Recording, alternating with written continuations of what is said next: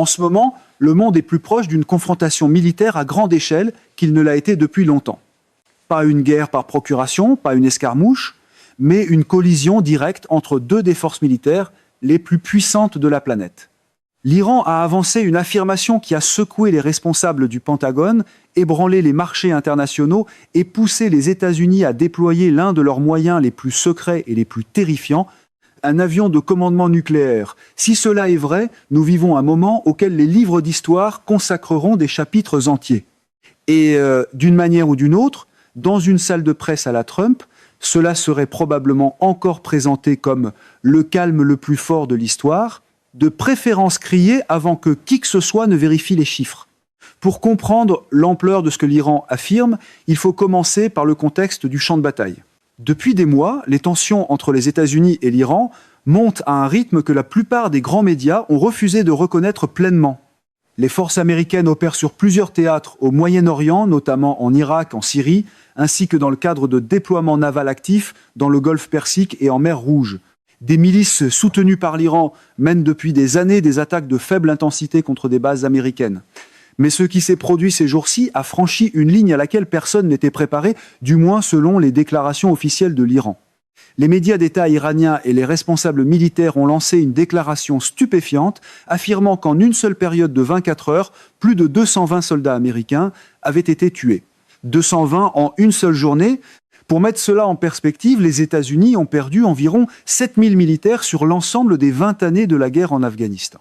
Si l'affirmation de l'Iran est ne serait-ce que partiellement exacte, cette seule fenêtre de 24 heures deviendrait l'une des journées les plus meurtrières pour les forces américaines depuis la Seconde Guerre mondiale. La communauté internationale s'est figée. Les analystes se sont précipités sur le dossier. Et le Pentagone a eu une réaction très prudente, très délibérée. Prudent et délibéré, bien sûr, c'est exactement l'inverse de la méthode pro-Trump. Annoncer la victoire d'abord, expliquer la fumée ensuite. C'est là que les choses deviennent extrêmement importantes et c'est la partie de l'histoire que la plupart des médias survolent.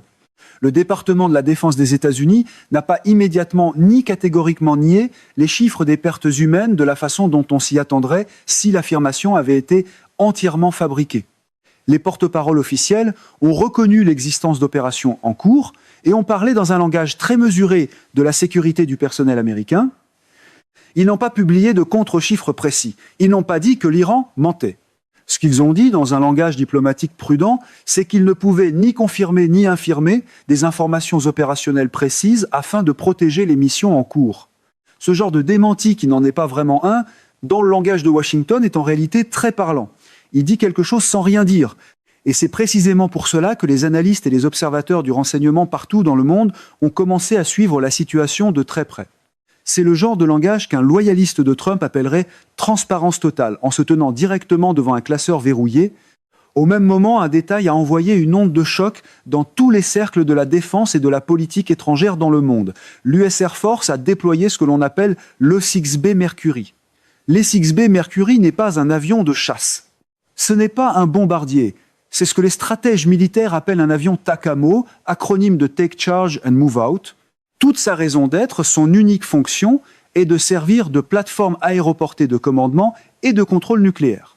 Cet avion existe afin que, dans l'éventualité où les systèmes de communication au sol seraient détruits lors d'une première frappe nucléaire, les États-Unis puissent encore communiquer avec leurs missiles balistiques lancés depuis des sous-marins et transmettre des ordres de lancement. En langage clair, c'est un centre de commandement nucléaire volant. Le déployé n'a rien de routinier. Le déployé est un message, et ce message a été entendu haut et fort à Téhéran, à Moscou, à Pékin et dans chaque capitale de l'OTAN en Europe. Les États-Unis signalaient, sans tirer un seul coup de feu supplémentaire, qu'ils étaient prêts à passer au niveau le plus élevé possible de réponse militaire si la situation l'exigeait. C'est de la dissuasion nucléaire, pas un slogan de rassemblement, ce qui signifie que les conséquences ne disparaissent pas simplement parce que quelqu'un salue une caméra en les qualifiant de magnifiques. Voilà à quoi ressemble la dissuasion nucléaire en temps réel. Pas des champignons atomiques ni des sirènes, mais le déplacement silencieux et calculé de moyens qui signalent la préparation, l'avertissement et la dissuasion. C'est l'un de ces rares moments où le déploiement d'un seul avion porte plus de poids géopolitique qu'un groupe aéronaval entier. La motivation de l'Iran doit être examinée avec soin, parce que c'est une question qui mérite qu'on s'y attarde réellement. L'Iran ment-il? Est-ce de la propagande? Possiblement, et probablement dans une certaine mesure. L'Iran a une longue histoire d'exagération de ses affirmations militaires à destination de son public intérieur.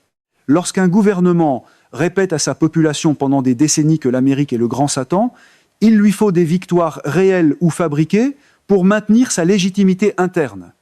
L'affirmation selon laquelle 220 soldats américains auraient été tués en une seule journée représente une immense victoire de propagande à l'intérieur du pays.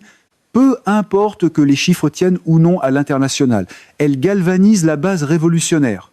Elle donne à la direction une image de puissance, elle met sous pression les factions modérées à l'intérieur de l'Iran qui pourraient vouloir négocier avec l'Occident. La propagande adore les chiffres nets et la communication pro-Trump connaît bien cette astuce, faire gros, faire bruyant et espérer que personne ne demande le reçu. Mais il y a un autre point tout aussi important à comprendre. Même si les chiffres sont exagérés, l'activité militaire sous-jacente qui a produit cette affirmation était réelle, il y a eu des engagements, il y a eu des pertes de plusieurs côtés. La fumée n'apparaît pas sans un certain feu. Et le fait que les États-Unis aient répondu par le déploiement d'un avion de commandement nucléaire suggère que ce qui s'est passé pendant ces 24 heures était suffisamment sérieux pour justifier le niveau le plus extrême de dissuasion visible dans le manuel militaire américain. Le portrait régional plus large compte aussi parce que cet incident n'existe pas dans le vide.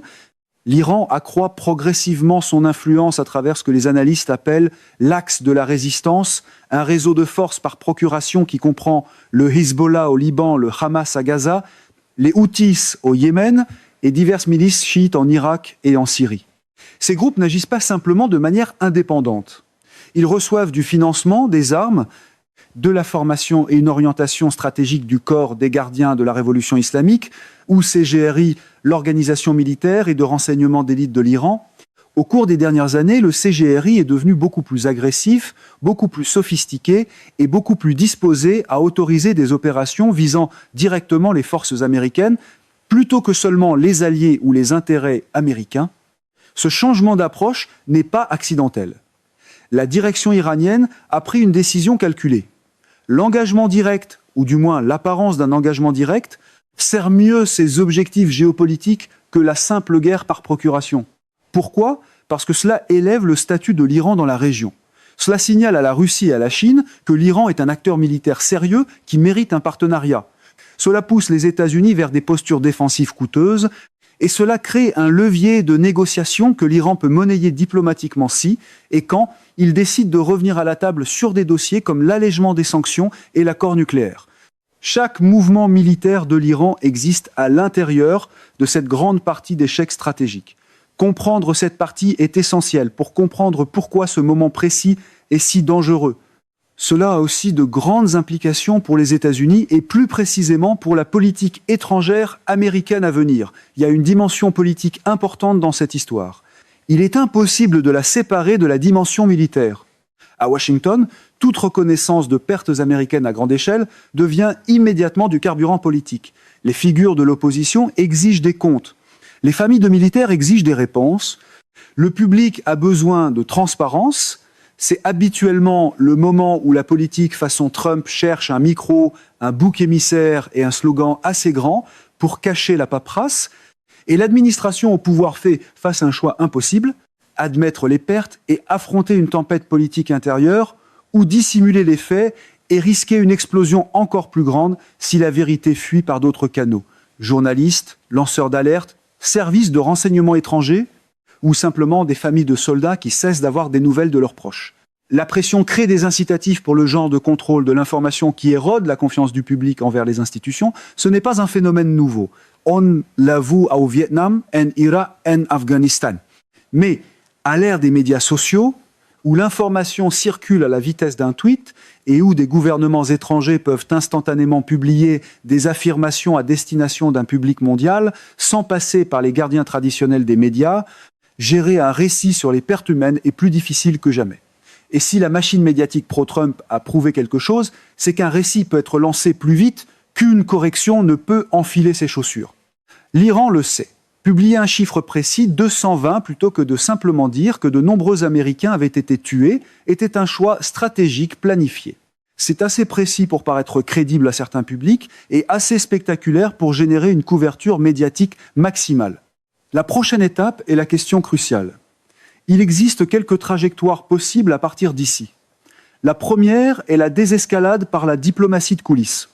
Les États-Unis et l'Iran ont tous deux utilisé des intermédiaires, généralement le Qatar ou Oman, pour communiquer en privé, même lorsqu'ils se menaçaient publiquement. Il est tout à fait possible que, pendant que cette histoire domine le cycle médiatique, des conversations discrètes soient déjà en cours pour trouver une façon de s'éloigner du précipice. Cela s'est déjà produit et cela peut se reproduire. Aucun des deux camps, rationnellement parlant, ne veut une guerre à grande échelle. L'Iran sait qu'il ne peut pas gagner un conflit militaire conventionnel direct contre les États-Unis. Et les États-Unis savent qu'un autre conflit majeur, au Moyen-Orient, coûterait extrêmement cher en vie, en argent et en soutien politique intérieur. Un titre façon Trump appellerait peu être cela de la fermeté bon marché, mais les guerres ont la fâcheuse habitude d'envoyer la facture à tout le monde. La deuxième trajectoire est une escalade soutenue de faible intensité, ce que les analystes militaires appellent la zone grise, où les deux camps continuent de s'affronter par l'intermédiaire de mandataires et d'actions directes limitées sans jamais déclarer officiellement la guerre ni franchir le seuil qui déclencherait une réponse massive. Historiquement, c'est en réalité le scénario le plus probable, parce qu'il permet à chaque camp de revendiquer des victoires pour son public intérieur, tout en évitant les conséquences catastrophiques d'un conflit à grande échelle. L'Iran se présente comme puissant. Les États-Unis mènent discrètement des frappes ciblées. La région demeure tendue, mais n'explose pas. Les marchés restent nerveux, mais ne s'effondrent pas, et le cycle continue. La troisième trajectoire, celle qui empêche les analystes de la défense de dormir la nuit, est l'erreur de calcul. Un camp fait un mouvement que l'autre interprète comme le franchissement d'une ligne rouge. Des représailles suivent, puis des contre-représailles, et soudain, ce qui était gérable devient ingérable. L'histoire est remplie de guerres que personne ne voulait vraiment, mais qui ont tout de même commencé à cause de cycles d'action et de réaction de plus en plus intenses que personne ne savait comment arrêter. C'est le problème avec une gouvernance fondée sur les démonstrations de force. Parfois, l'écho revient sous forme d'artillerie. Le déploiement de l'SXB Mercury est précisément conçu pour empêcher cette troisième trajectoire. C'est la manière pour l'Amérique de signaler qu'elle voit exactement à quel point la situation est grave, qu'elle ne scie pas et que l'Iran n'a pas envie de découvrir ce qui vient ensuite s'il continue sur cette voie. Il y a une autre couche à cette histoire qui doit être abordée, et c'est la couche financière. Dans cette histoire, l'argent compte. Et cette histoire a d'énormes implications économiques. Chaque fois que les tensions montent au Moyen-Orient, les marchés pétroliers mondiaux réagissent. Le détroit d'Ormuz, situé directement entre l'Iran et la péninsule arabique, est l'une des voies maritimes les plus stratégiquement importantes de la planète. Environ 20% de l'approvisionnement mondial en pétrole y transite chaque jour. Si l'Iran bloquait ou perturbait le trafic dans le détroit d'Ormuz, ce qu'il a souvent menacé de faire, et ce qu'il a la capacité de faire, l'effet sur les prix mondiaux de l'énergie serait immédiat et extrême. Cela signifie que le prix du pétrole pourrait grimper à des niveaux qui feraient paraître la crise énergétique de 2022 modérée en comparaison. Ce genre de choc des prix ne reste pas dans le secteur de l'énergie, il se répercute dans chaque partie de l'économie mondiale. Les coûts d'expédition augmentent, la production manufacturière ralentit et l'inflation, que les banques centrales combattent depuis des années, reçoit une nouvelle impulsion puissante. Les consommateurs le ressentent à la pompe, à l'épicerie, dans leurs factures de chauffage. C'est là que le discours de rassemblement prend fin et que le reçu commence, parce que les prix de l'essence se moquent bien de l'assurance affichée au podium.